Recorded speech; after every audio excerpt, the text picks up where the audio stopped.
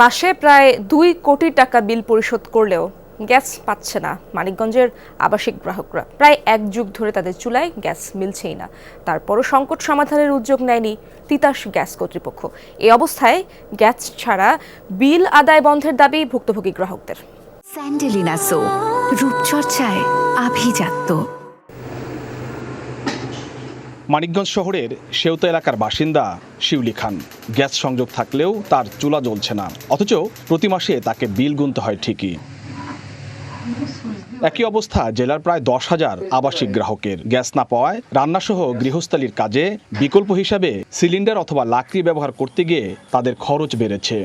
আমাদের 22টা চুলারই 25,000 টাকা প্রতি মাসে গ্যাস বিল দিতে যাচ্ছি।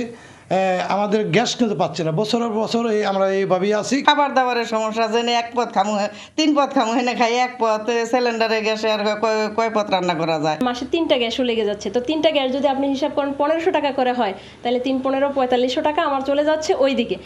আগে রেশনিং পদ্ধতিতে আবাসিকে গ্যাস দেওয়া হলেও প্রায় 1 যুগ ধরে কিছুই মিলছে না, অথচ মাসে প্রায় 2 কোটি টাকা বিল আদায় করছে তিতাস।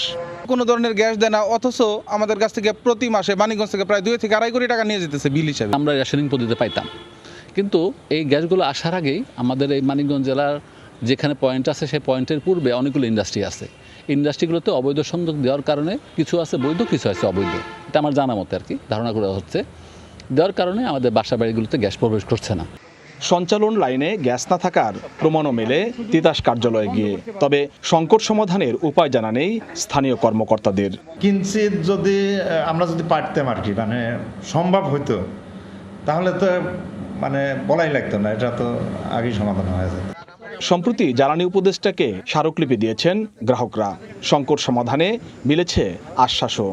জ্বালানি সচিবের ওখানে যে আপনার এখানে যে গ্যাসের পরিস্থিতিটা কি প্রথমে তো জানবো, তারপরে জেনে এটা কি করা যায় সেটা বুঝবো। তবে যেটা বললাম যে আমরা যতটা সম্ভব জনপ্রত্যাশাকে আমরা পূরণ করব। নিরবিচ্ছিন্ন গ্যাসের দাবিতে দীর্ঘদিন ধরেই নানা কর্মসূচি পালন করে আসছে জেলার ভুক্তভোগী গ্রাহকরা। BM Khorshed, Jamuna news, Manikganj.